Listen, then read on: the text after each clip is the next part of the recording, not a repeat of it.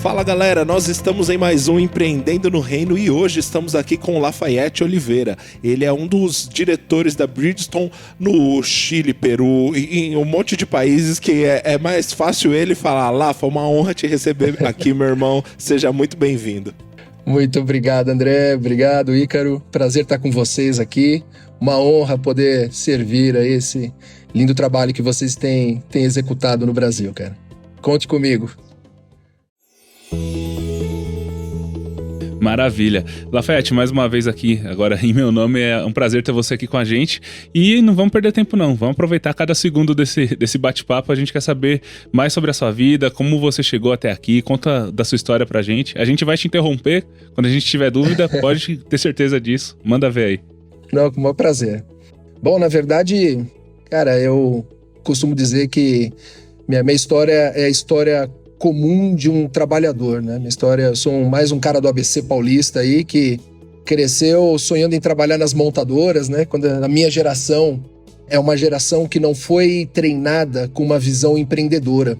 Isso é interessante, né? Eu tenho 46 anos, sou casado, tenho 2 filhas, uma adolescente de 16 anos, uma adolescente de 13 para 14 anos agora. Então, assim, a minha geração, sou de 1974, é uma geração onde o país estava num desenvolvimento industrial forte, as indústrias automobilísticas bombando aí no ABC, né? E o sonho de todo mundo era trabalhar numa dessas montadoras, entrar dentro dessas empresas e até aposentar, né? E a minha geração pensou muito nisso e eu trilhei essa trilha, né? Caminhei com essa trilha. Entrei para trabalhar na Volkswagen, ainda era muito menino. Depois, ainda como... Na época não tinha menor aprendiz, não. Na época era menor de idade e trabalhando com carteira assinada mesmo. Olha, era outro tempo. Era outro tempo, né? E depois, um legado importante que meu pai investiu quando eu estava, sei lá, na 5ª série, e era uma coisa extraordinária na época, era estudar inglês, né?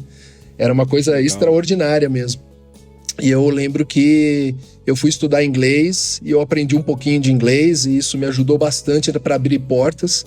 E o meu primeiro emprego na minha área, que eu comecei minha carreira na área de supply chain, né, toda na cadeia de suprimentos, digamos assim, foi na General Motors ali, trabalhando na importação da GM, ainda como um contratado na área de desembaraço aduaneiro, documentação e tal. Mas foi a GM ali me abriu os olhos, era um sonho de menino trabalhar nessas montadoras, né, em São Caetano ali. E eu comecei minha carreira aí, fiquei na GM alguns anos, depois eu fui para Johnson Controls, que era uma empresa que fazia os interiores dos carros, né, banco, interior de carro. Até por estar na GM, conhecer um pouquinho de como que eram esses trâmites, foi que a Johnson Controls me contratou. Trabalhei na Johnson por quase 8 anos, tive a oportunidade de passar por diversas áreas. Depois da Johnson Controls, aí eu fui para serviços, trabalhei na DHL, foi uma honra ter trabalhado na DHL também, cuidei de contas importantes como a Kraft Foods, né? Época de Páscoa, por exemplo, agora eu estaria... Era uma operação gigante com a Lacta de distribuição de ovos de Páscoa, tal. Era assim, uma operação de guerra, né? E depois eu assumi a conta da Nike, que foi outro grande desafio na minha vida, foi ter trabalhado para a Nike, distribuição de 100% da logística da Nike por todo o Brasil era feita por nós, então foi um caminho bacana. Depois eu fui... Posso te interromper uma coisa que é muito legal ver essa linha do tempo, como você colocou. Você teve uma oportunidade porque graças ao seu pai que falou, vai estudar inglês, e você aproveitou aquilo, aprendeu a falar inglês, isso foi abrindo portas para você, e depois toda uma jornada em supply chain. Eu imagino que quando você era criança, você não desenhava uma cadeia de suprimentos lá no caderno e falava, esse é meu sonho de vida. Excelente pergunta. E talvez a nossa geração, ela acabou romantizando demais esse negócio de, vá fazer o que você gosta e tal. E eu vejo em você, assim, uma carreira incrível, e foi uma oportunidade que se abriu e você falou, vou lá, e foi alguém que, obviamente, era bom nisso, até por isso abriam-se outras portas. Eu queria que você falasse um pouquinho sobre essa mentalidade de independente de onde você era colocado, você fez bem. Super legal isso, André, porque realmente eu falo um pouco disso com as minhas filhas, né? A gente tenta dar uma orientação para elas. E realmente a gente romantiza um pouco, né? Achando que a vida eu quero ser isso. Às vezes sim, às vezes dá certo, busca, mas nem sempre esses são os caminhos, né? Eu aprendi a ser grato por aquilo que Deus me deu. E quando a gente é grato naquilo que você está, e você honra aquilo que você está, André, muitas portas se abrem. Então eu nunca fui um cara de reclamar, muito pelo contrário, minha mulher sempre fala isso, cara, eu nunca vi você reclamar. Eu saía de São Paulo, eu saía de São Bernardo, eu ia, quando era a época da Nike, por exemplo, eu trabalhava em Louveira, eu cruzava de São Bernardo para Louveira todos os dias, trânsito, eu gastava 1h30, 2 horas no trânsito todos os dias para ir e todos os dias para voltar. E minha mulher nunca me viu chegar um dia reclamando que eu estava desanimado. Então, eu acho que tem um ponto importante, André, que a gente tem que entender que a gente tem que ser grato por aquilo que temos e honrar aquilo que recebemos de Deus. E quando a gente faz isso com garra, com ânimo, com vontade, as portas vão se abrindo e você vai alcançando patamares e os seus sonhos se renovam. Quando eu era menino, eu gostaria de ter feito medicina. Né? Eu sempre falava, vou fazer medicina, tal, era meu sonho. Eu não tive condições financeiras sequer para fazer isso. Não cabia na minha história de vida fazer uma faculdade de medicina. Hoje eu vejo a minha filha sonhando com medicina e eu podendo proporcionar para ela uma trilha para ela fazer isso. É diferente. Agora, a grande realidade da população, e talvez seja a grande realidade de muitos jovens que estão aí escutando a gente nesse momento, é que ele não tem condições financeiras de ser, eu quero ser médico, eu quero ser um empresário, um mega empresário agora do nada, e não ter capital, não ter uma base, as coisas nem sempre são assim os caminhos. Mas Deus reserva para nós, André, excelentes oportunidades. Eu costumo dizer que Deus é um Deus de oportunidades. Ele prepara as oportunidades para que você entre nelas, embarque nelas e tenha coragem de desbravar esses caminhos. Então Deus não prepara caminhos fáceis, tranquilos, sólidos. São caminhos tortuosos, são caminhos difíceis, são caminhos de muito trabalho. Eu acho que o que você falou agora é muito legal para despertar nos jovens que às vezes as coisas não estão... Realmente, eu não desenhei uma cadeia de supply chain. E hoje eu não sou mais um homem de supply chain. Hoje eu assumi, quando eu vim para o Chile, na verdade, eu assumi a presidência da empresa aqui na região, então eu tenho todas as áreas debaixo de mim, não só supply chain, mas vendas, RH, marketing, tudo, né? Então você acaba ampliando demais a visão de negócio. Então, veja, os caminhos não são ponto 1, ponto 2, ponto 3, né? Mas a gente vai ter que ir construindo ao longo da história, André. Excelente pergunta para tirar um pouco dessa mística, né, que eu tenho que estudar isso para ser aquilo. É verdade, eu tenho assim. uma amiga numa conversa recente, ela até falou algo muito interessante, né? Ela é doutora em alguma área lá, PhD em alguma área lá da biologia, né? E ela, a ideia dela era sempre trabalhar com pesquisa, essa área mais acadêmica e tal. E ela tá trabalhando numa empresa grande de laboratórios e tal, e ela tá numa área que ela nunca se imaginou. E ela falou, cara, como é legal trabalhar com isso. E eu nunca imaginei, nem que... Eu sou PhD, mas não imaginava que essa área, dessa forma, existia. Então, muitas vezes, a gente romantiza tanto. Mas tem muita coisa que a gente pode ser feita e ser apaixonado por isso. É que a gente ainda não conhece, né? Às vezes vai muito do provar, de você se entregar ao caminho que até Deus propôs pra você. Uma coisa que você falou muito interessante é que não é porque tá difícil que não é o caminho que Deus tem pra você. E também nem sempre quando Deus fala, faça algo, isso não tá implícito que vai ser fácil. Então a gente tem que aprender a discernir essas coisas, né? Porque é importante. Eu acho que o importante é a gente entender onde a gente está, a gente sempre fazer as coisas com excelência, Ícaro.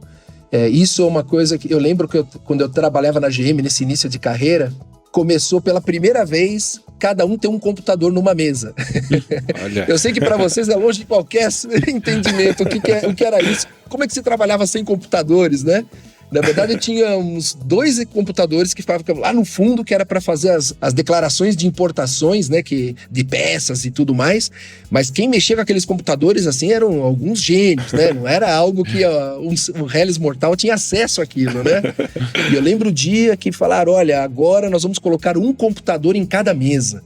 Cara, era um sonho aquilo, né? E a gente começou... E veja, cara, eu comecei a mergulhar nos sistemas que a gente tinha lá, para eu poder aprender. E eu lembro que o meu horário de trabalho terminava como 5h30, por aí.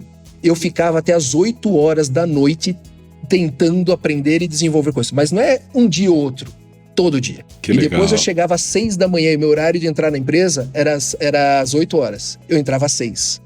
Cara, Olha. eu consegui no final do meu quando eu tava lá na GM, né? Antes de eu sair da GM, eu entreguei um sistema de controle de todos os containers que chegavam no Brasil. Eu sabia exatamente qual era o navio cara. que tava, qual era o número do container, qual era a peça que tava dentro. Tudo isso desenvolvido de uma maneira precária naquela época, mas tinha um controle, cara, entendeu? Que legal. E eu sou um cara, assim, não sou um cara de tecnologia, eu sou um cara que me dediquei naquilo. Então, eu gosto de contar, né? Não sei que não é o propósito aqui, mas todas as passagens que eu tive, todas as cadeiras que eu ocupei um dia, eu tenho uma história para contar, um legado para contar daquela posição, cara. Seja de um mero auxiliar, analista, depois supervisor, gerente, diretor e agora como presidente de empresa. É uma trajetória que em cada uma delas eu tenho honras de poder contar um fato relevante que eu deixei naquele lugar, entendeu, André? Eu acho que isso é incrível. É incrível porque dá para perceber que você desenvolveu competências, né, em cada uma dessas posições, né?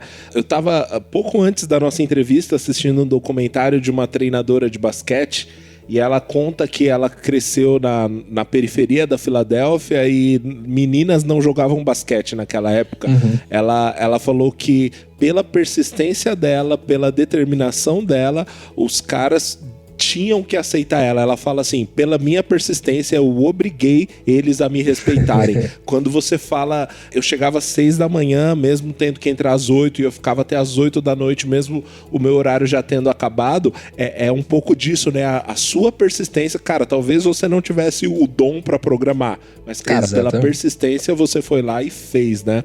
E eu achei curioso também, porque eu fiquei imaginando o pessoal que mexia no computador antes de você, fazendo ritual de purificação, levando um bezerro sem mancha, assim, era mais ou menos isso, cara. Era mais ou menos isso, cara. Era uma coisa, assim, de outro mundo.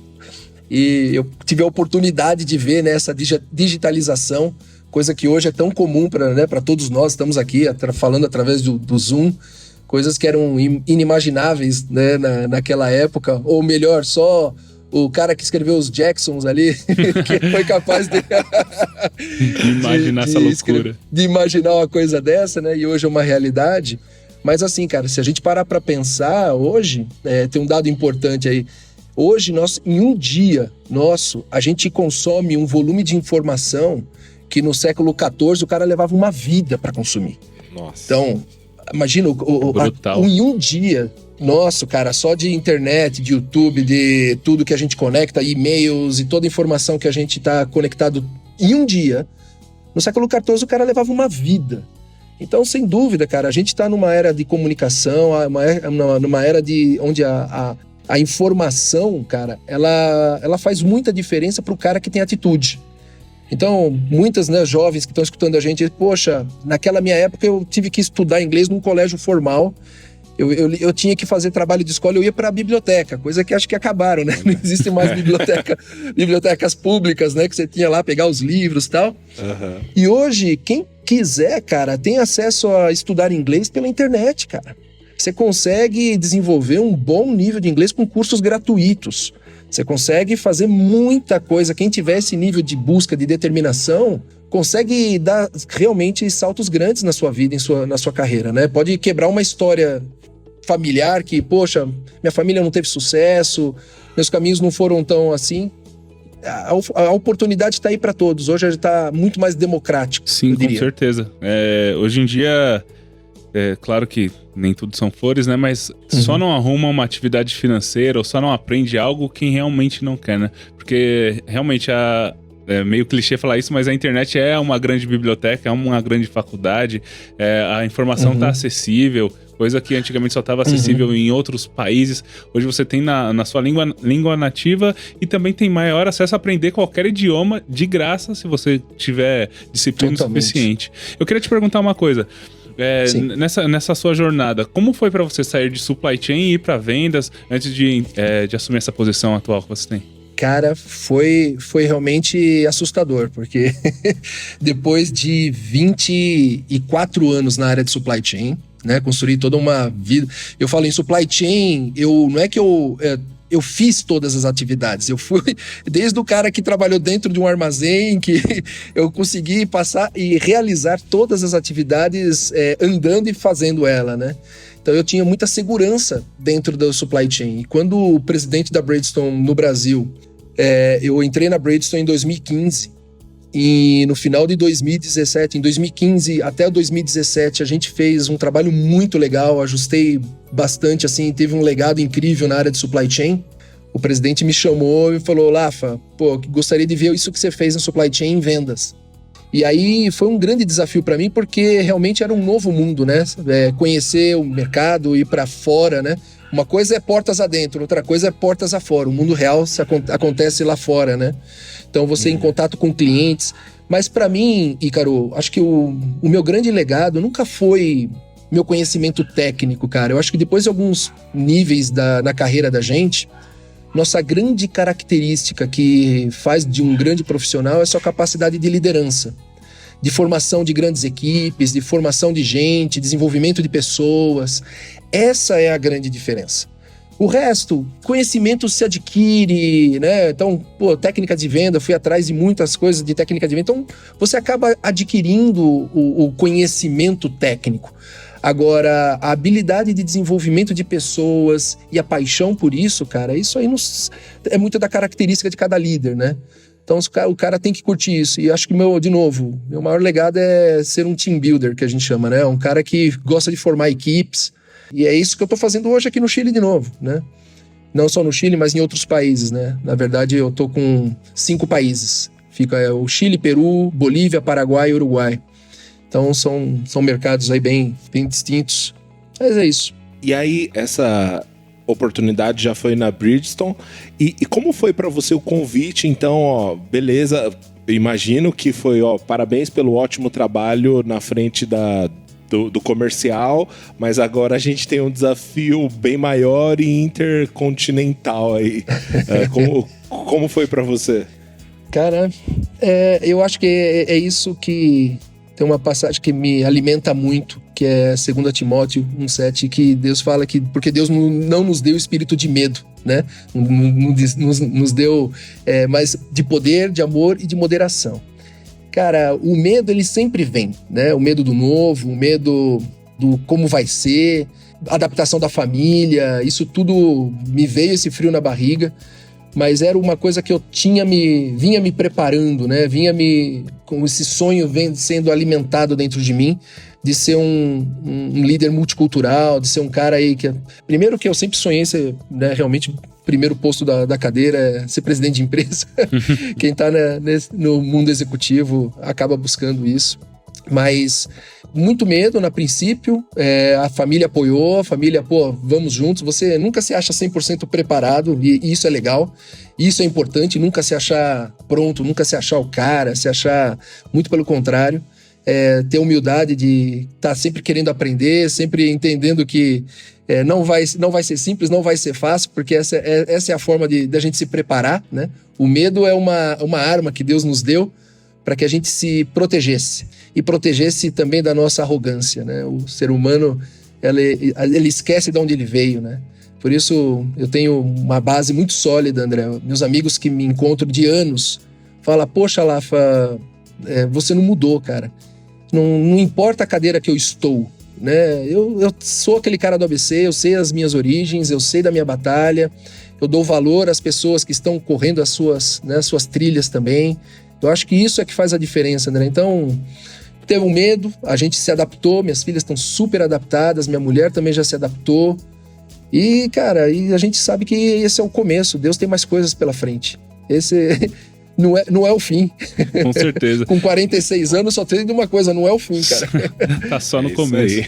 Diz uma coisa pra mim, como que é a sua história com Deus? Como que você sempre foi cristão? Seus pais eram cristãos? Conta um pouco pra gente da sua conversão. Legal, Ícaro. Cara, na verdade, assim, eu venho de uma família tradicional da congregação, né? Minha bisavó já era, minha avó. Toca algum instrumento? Tem que tocar um violino, né? Aquelas coisas lindas, né? Mas na verdade, o que aconteceu? Quando eu tinha 4 para 5 anos de idade, meus pais se separaram.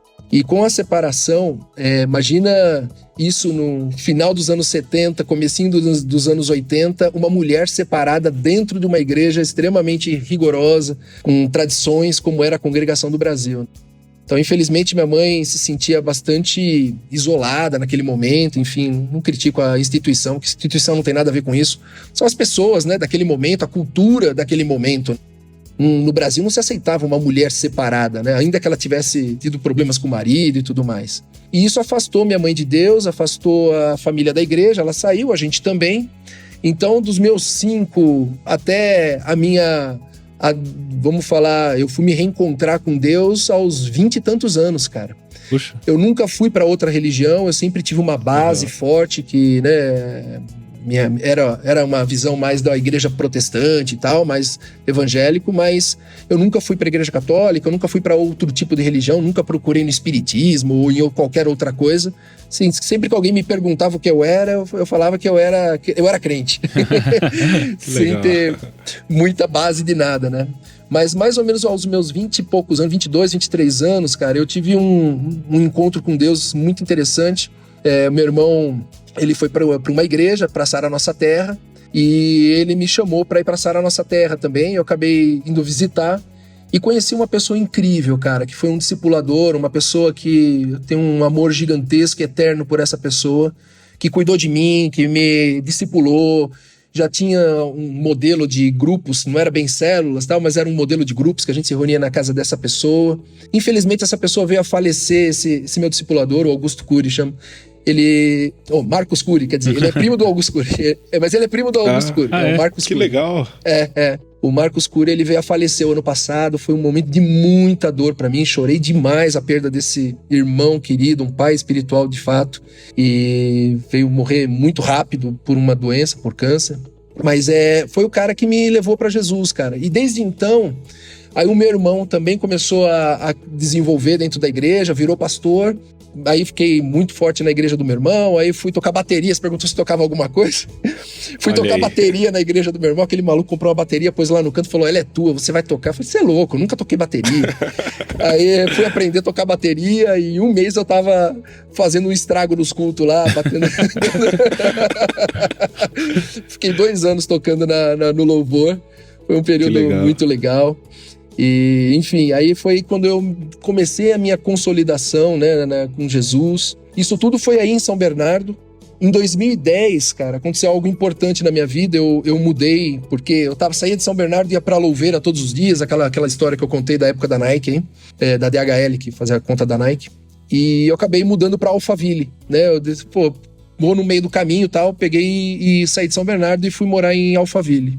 E lá foi uma nova história com Deus, cara, sabe? Eu conheci um pastor, o pastor Ronaldo, que também, por causa das crianças, né, a gente se aproximou e ele era da Dínamos, né, e eu acabei conhecendo a igreja Dínamos e a gente ia numa igreja que era numa área muito pobre ali da região de Barueri e eu fiquei 2 anos nessa igreja, né, cara, assim, e foi muito enriquecedor, conheci gente incrível, homens de Deus, assim, sabe? Gente muito, muito humilde, muito simples, mas com um coração rico que me deixava constrangido, de tamanha fé, de tamanha relação com Deus, de carinho por mim, que até hoje, cara, vários me escrevem, então cada um num canto e tal, mas eles sempre têm um carinho enorme por eles e eles por mim.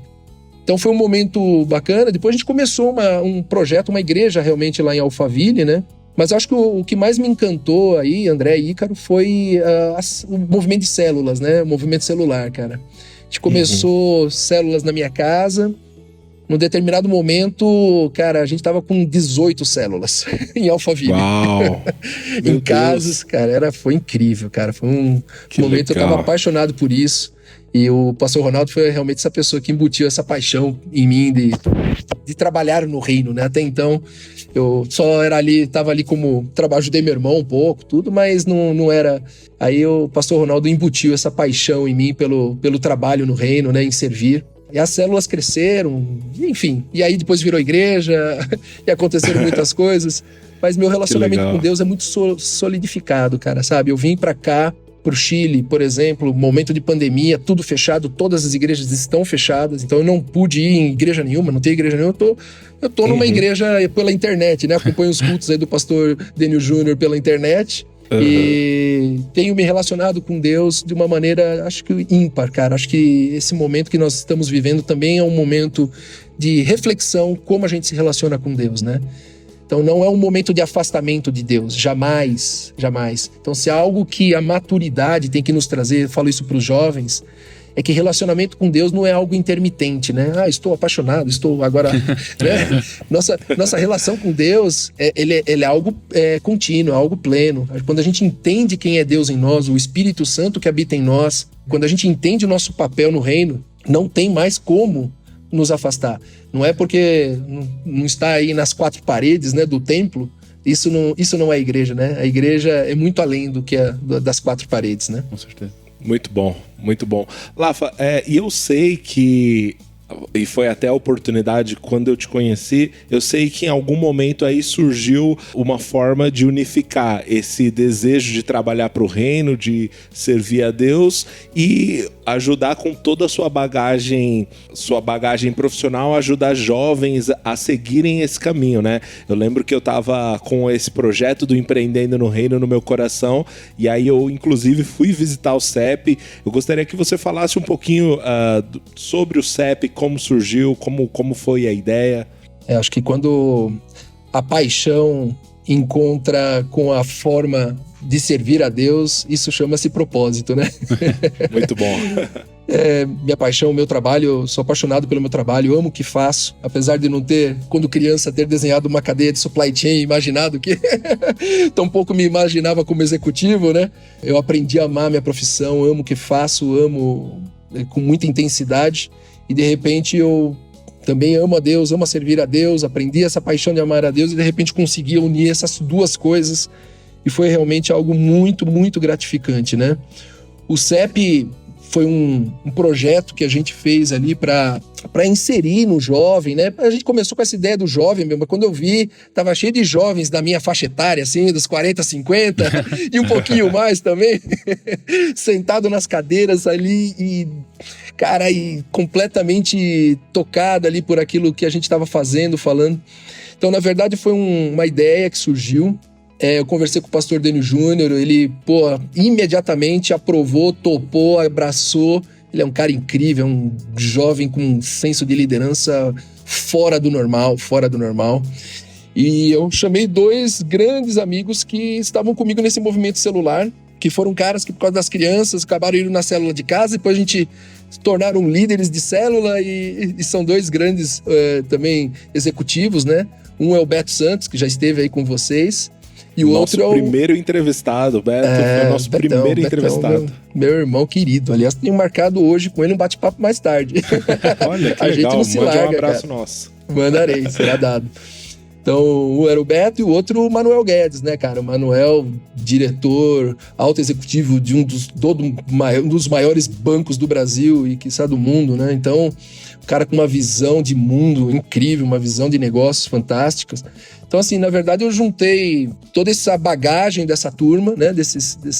Minha, do Beto e do Manu, e a gente desenvolveu um trabalho de empreendedorismo voltados com a base única na palavra de Deus. Então, a gente crê demais no poder do Espírito Santo, cara, e todo o conhecimento que a palavra de Deus... Eu brinco, eu viro e mexo, coloco uma hashtag, né? Já está tudo escrito, né? E, na verdade, cara, temos um manual incrível de sobrevivência chamado Bíblia.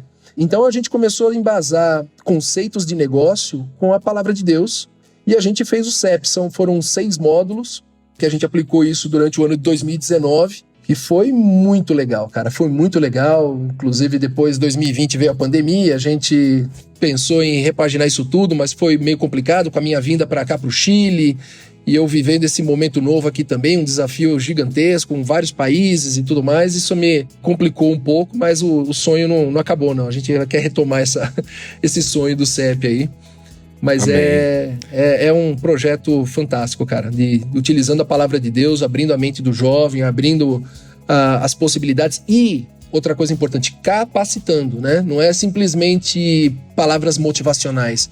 Eu acho que isso... O mercado tá meio inflado de palavras motivacionais, cara, sabe? Sim. Eu reformulei meu Instagram, cara, ultimamente. Eu dei uma limpada, assim, cara. Tirei muita coisa que era... Muita coisa motivacional. Eu já tenho muita motivação, velho. Já tenho uma energia. Agora tem que saber como que faz no final das contas. Exatamente, né? Cara. Então, assim, o legal do CEP é que a gente dava ferramentas realmente para as pessoas aplicarem nos seus negócios, aplicarem nas suas vidas. E isso ajudar realmente as pessoas a desenvolverem o seu sonho, né, cara? Então, esse foi o CEP 2019. E agora temos aí numa entre-safra aí para voltar com eles. Esperando, vai voltar. O André participou de uma edição do CEP, né? Sim, eu participei e é incrível, assim, é conteúdo de verdade, assim, não tem nada de enrolação, não. São os 3 no palco o tempo todo, não é um entra, não, são os 3 no palco o tempo todo, complementando, e assim, o que eu fiquei muito feliz de ver lá no CEP é a resposta do que é igreja, assim. Porque se você para pensar, a gente foi em Santo André, né? Foi na Dynamos de Santo André. Eu sei de pessoas que estavam ali, pessoas que talvez não tivessem acesso a estudar numa universidade de alto nível nem de baixo nível. Pessoas que talvez não tivessem acesso de outra forma. E ele tem um executivo da Bridgestone, ele tem o CEO da GoDaddy no Brasil e o executivo de um grande banco no Brasil, e os 3 caras entregando conteúdo e abençoando.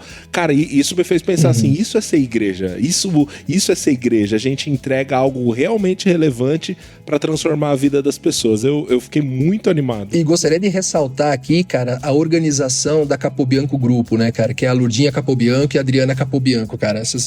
Elas são feras em organização de grandes eventos, né? Eu conheci elas em grandes eventos de Alphaville, aliás. Fui, cara, elas, são muito, muito boas. E elas abraçaram essa causa também. Então, o CEP, ele tinha também toda uma organização muito profissional do que a gente estava fazendo. Então, o grupo, na verdade, não se limita ao Manuel e ao Beto, mas incluo fortemente a Lurdinha Capobianco e a Adriana Capobianco, que são pessoas do mais alto gabarito profissional para execução de uma tarefa como essa, cara. Então foi muito legal. Não, incrível. Incrível, e eu quero inclusive agradecer, porque, como eu falei, eu estava dando os primeiros passos aqui com o Empreendendo no Reino. Isso era um projeto, um sonho do nosso coração, e era um estagiário meu que ele é da Dynamos, só que de São Mateus, e ele falou, cara, você tem que ir, já que você tá querendo montar esse projeto. E eu voltei de lá, falei, meu Deus do céu, os caras estão fazendo, glória a Deus, tem mais gente fazendo, que bênção. E foi realmente uma inspiração para nós aqui no Empreendendo no Reino. O CEP teve uma grande participação mesmo. Pô, escutar isso realmente deixa a gente muito feliz, cara, sabe? De vez em quando eu recebo no meu Instagram umas mensagens dessas, tal, né? Do pessoal, pô, lá foi como você não sabe, aquilo mudou minha vida. Cara, isso é tão gratificante, cara, porque o que eu gosto de fazer, na verdade, o que eu faço na empresa que eu tô hoje, né, é exatamente desenvolvimento de pessoas, desenvolvimento de negócio, né, então, por isso que eu falo, é a minha paixão, né, e quando a gente encontra a paixão com esse servir do Senhor, cara, a gente vê que é o significado da palavra propósito, né, então, tenho muita alegria de ouvir um testemunho desse como o seu, saber que o trabalho também tocou vocês. E, cara, queremos fazer mais. Vamos, se Deus quiser, se Deus quiser, esse momento maluco passar tudo aí, a gente vai dar outros passos. Com certeza. Nós estaremos lá. Só para quem não sabe o que é CEP, né? CEP é Criatividade, Empreendedorismo e Propósito. Você esteve no primeiro, André, que foi justamente sobre propósito ou não? Eu estive no segundo. Era a segunda o primeiro edição. Bom, aliás, a gente saía de lá... Porque eu queria ir demais, André. Eu trago isso pra minha vida, do poder do Espírito Santo, cara. E não é do poder do Espírito Santo pra gente fazer manifestações, sabe? Respeito tudo e também tenho o meu momento com o Espírito Santo meio maluco, mas eu creio demais num poder de uma parcela de Deus que habita em nós. Eu acho que quando a gente vê ali a passagem em Atos de Pentecostes, quando Jesus ele deixa claro que ele está deixando para nós um Espírito Santo porque ele é mais do que um consolador, né? Ele é o orientador, ele é algo que nos dá essa energia, essa força, esse poder. Este é o verdadeiro poder do Espírito Santo, para a gente fazer grandes coisas. É isso que a Bíblia fala. Então existe em nós um poder, cara, que a gente... E o CEP, ele utiliza exatamente a base do Espírito Santo para que você não se limite, para que você não pare, para que você continue. Então, eu creio demais nisso. Este poder do Espírito Santo eu acredito muito forte, cara. E era isso que a gente colocava no CEP. A gente tinha momentos ali, momento da oração que a gente tinha, era... Cara, enfim... Só quem participou que sabe, e se Deus quiser, em breve faremos outro. Mas eu creio que tem que ser presencial, cara. Eu tenho uma... Eu acho que o conteúdo completo, pela forma como qual ele foi concebido, ele é um evento presencial, entende? Sim, sim. É a experiência completa só presencialmente, né? Já me pediram várias, Rafa, vamos fazer um online e tal. A gente começou, organizou e tal. Quando eu vi assim, eu falei, pô, não é isso. Não é isso. O CEP é outra coisa. Então, eu prefiro dar uma pausa. Sim. E a gente tem que entender, né, o que é que o Espírito Santo colocou pra gente fazer, né? Pode funcionar em um projeto exatamente igual, mas a gente tem que ser sensível ao Espírito Santo pra falar, cara, é tudo pra dar certo, mas ele não desenhou assim. E você até falou, né, que o Espírito Santo é o próprio Deus habitando dentro de nós, né? Então, cabe a nós como empreendedores, como cristãos, permitir que ele age através de nós, né? Então, quem limita o alcance desse poder, na verdade, somos nós no final do dia, né? Quanto mais nós dermos vazão, mais ele vai se mover. Eu queria ir pro bate-bola com você aqui. As perguntas mais rápidas aqui. Vamos lá. Queria perguntar primeiro como que é a sua rotina, de forma bem resumida. Acordo, tomo café às 5 da manhã, 5h15 já tô aqui. Conta aí pra gente. Cara, agora com essa pandemia maluca, né, tá tudo aqui em quarentena também, né? O governo colocou bastante restrições aqui. Mas a minha rotina é acordar às 6h15 da manhã, quando é umas 7h30 mais ou menos já estou conectado, já tenho as primeiras reuniões. Eu tentei separar minha agenda ao meio-dia para almoçar, mas eu montei um modelo de governança, né? Então eu tenho minhas reuniões com as minhas equipes, quais são os dias certos com as minhas equipes, e eu tenho alguns temas que eu já trato de forma fixa durante o dia, mas é o dia inteiro em trabalho, o dia inteiro em reunião. Separo amanhã 3 dias para autodesenvolvimento, então eu faço aulas de espanhol, e eu faço outras coisas que eu busco de autoconhecimento também, de autodesenvolvimento. Então a minha rotina é essa, cara, é muito intensa aqui. Agora que começou a liberar, eu saio um pouco, vou visitar cliente, alguma coisa assim, mas é muito intenso em desenvolvimento da empresa mesmo, do negócio, muito trabalho. E assim, dentro dessa rotina, obviamente você não pode ficar consumindo informação de qualquer lugar, né? E eu sei que, ainda mais na posição que você tá, a informação é um diferencial competitivo. De onde você consome informação, Rafa? Vamos lá, cara. Primeiro, eu compro muita informação. Eu compro informação de mercado, eu tenho empresas que eu contrato para trazer. Então, falando um pouco de negócios, né?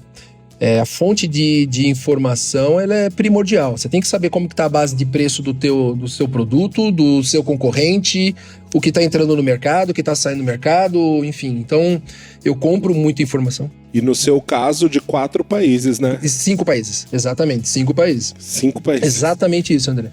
Rapaz. Então, eu faço muito isso. Eu tenho uma base que eu gosto de trabalhar bastante, de estatística, que é um site que chama Our World in Data, que é um site que, se eu não me engano, tá com a Universidade de Oxford, um negócio assim, e a gente tem ali eu pago uma mensalidade e tal. Ele tem muita coisa gratuita e tem muita informação. Fora isso, que eu acho que é importante, isso eu tô falando do meu mundo dia a dia, dos meus negócios, né? Mas do autodesenvolvimento, cara, eu gosto muito de escutar podcasts. Demais, porque eu ganho tempo, eu consigo fazer isso enquanto eu tô fazendo alguma outra coisa. Não sou um devorador de livros, né? Poxa, minha filha de 13 anos devora mais livros que eu. Mas eu gosto de alguns livros, com certeza, alguns livros. E bastante podcast, onde mais eu busco. Eu saio um pouco dessa imprensa tradicional, que tem muita informação aí. A gente aprendeu, infelizmente, a aprendeu a perder credibilidade na imprensa, né? Que coisa incrível. Verdade. Você falou que não é um ávido leitor, mas conta pra gente se você tá lendo alguma coisa, ou qual foi a última coisa que você leu. O último livro que eu li foi o que o meu amigo Manuel me deu, um livro chamado A Incrível Viagem de Shekton. E é um livro muito, muito bom. Eu gosto muito de temas sobre liderança, né, Ícaro? Então, esse conta a história desse navegador. Shackleton era um navegador e ele quis atravessar a Antártida a pé. Então, ele tinha que chegar até um ponto da Antártida e atravessar ela a pé. E o navio dele, quando eles estavam chegando, acontece que ele é congelado e o navio dele é completamente destroçado. E ele tem todo um trabalho de liderança para salvar a tripulação dele.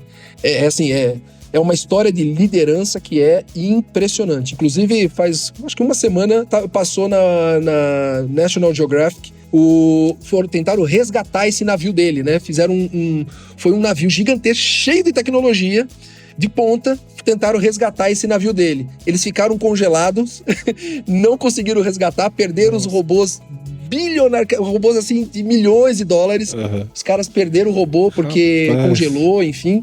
Então imagina um cara em 1914, o cara fez essa expedição e teve um trabalho de liderança incrível. Então esse é um livro que eu recomendo. Que legal. Muito bacana. Tá super anotado aqui. Se eu não me engano, é exatamente isso. Eu ouvi esses dias uma aula do Ben Shimol, da XP, sobre esse livro, cara. Sério? Ele comentando sobre o livro, uma aula de liderança baseada nesse livro, cara. Muito, muito legal. É muito impactante, cara. Leiam, é fantástico. E Lafa, pra fechar aqui, qual ferramenta que você não abre mão no seu dia a dia de trabalho? É o Zoom? Qual é a sua ferramenta que ela é a queridinha do dia a dia? Cara, eu tô apaixonado pelo Teams. Nossa, muito bom. Cara, é muito top, cara. É muito bom. Como pra empresa, eu tenho todo... Cara, a ata da reunião já fica no histórico, compartilhamos, a gente consegue criar ambientes colaborativos, então a gente tá evitando reuniões, né? Então a gente abre um grupo, como se fosse um grupo do WhatsApp, né? Sim. Mas é diferente, mas enfim, só para que entendam. E aí a gente começa a desenvolver um projeto ou um trabalho X, ou várias pessoas vão complementando isso. Você pode abrir a mesma planilha, compartilhar, escrever junto, enfim. Cara, é muito bom, cara. O Teams, pra mim, bate todas as outras ferramentas que eu já trabalhei. Cara, esses dias eu tava participando de uma reunião com meu sócio, e aí no Teams mesmo, né, a gente falando de forma síncrona, e ele trouxe... um card do Trello, e eu não sabia que o Trello roda dentro do Teams. Eu falei, caramba! Dentro do Teams, como aplicativo dentro do Teams. É muito louco. Incrível. É isso aí. Power BI, cara. Eu tenho meu Power BI dentro do Teams, a gente faz as reuniões olhando os indicadores. Não, cara, é impressionante. Impressionante. Então, quantidade de e-mails, eu recebia por dia em torno de uns 120 e-mails por dia. Cara, eu tô recebendo uns 30. Olha aí. Eu recebo uns 30 agora. Porque a maioria das coisas a gente tá tratando ali são mensagens que a gente troca como se fosse o WhatsApp também pelo Teams. Cara, e ele tá no celular, enfim. É fantástico, é fantástico. Incrível. Essa ferramenta é de Deus. Isso é de Deus, cara. Lafa, falando em ser de Deus, meu irmão, uma honra conversar com você mais uma vez aqui. Deixa uma mensagem para os empreendedores, para esse pessoal que está no começo da jornada. O que você, com tudo que você viu da vida até então, né? Me senti no quadro do Fantástico, o que você viu da vida. Mas deixa uma mensagem para o pessoal aí de inspiração para quem está nos ouvindo. Legal, André. Eu acho que assim, a grande característica de um líder, e qualquer coisa que a gente vai fazer na vida, a gente fala sobre liderança, André. Eu acho que é a capacidade de fazer uma leitura ampla sobre as coisas. Então, o que eu quero dizer para as pessoas é, em primeiro lugar, não seja com um pensamento tão focado em algo pequeno, mas tenha uma visão ampla sobre o seu negócio, sobre o seu mercado, sobre aquilo que você está fazendo, sobre o seu papel na sociedade, sobre o seu papel como pai, como filho, como irmão, o seu papel dentro da igreja. Então, assim, não seja uma pessoa morna, né? Eu gosto muito de ressaltar isso, ser uma pessoa extremamente ativa, uma pessoa que, cara... Se o cara vira pra mim e fala assim, nossa, eu já assisti 14 séries da Netflix, não sei o que, eu fico pensando, porra, quanto tempo perdido, cara. Eu acho legal sabe, acompanhar alguma coisa. Eu tenho uma série que eu vejo com a minha mulher que toda segunda-feira ele lança um capítulo. E é isso que eu vejo, cara. Eu não consigo ver tanta Netflix.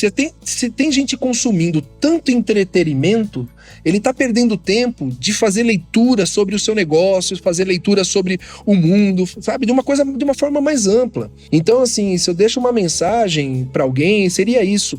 Abra o seu campo de visão. É isso que os grandes líderes fazem, né? Pessoas do dia a dia, talvez ela olhe uma florzinha, né? Um grande líder, ele olha a floresta. E ele consegue olhar aquela floresta e saber exatamente o que ele consegue extrair de bom daquela floresta. Então, amplie sua visão, amplie, né, seu raio de atuação. É isso que eu gostaria de deixar de mensagem para as pessoas. Que não seja limitado a aquilo que você está fazendo ou o seu dia a dia. Porque os detalhes consomem a gente. A gente é consumido pelos detalhes. E o grande líder tem que ter essa capacidade de dar um passo atrás, sair do detalhe, sair da nuvem de fumaça e dar um norte para o seu negócio. Muito bom. Uau. Tá? É isso.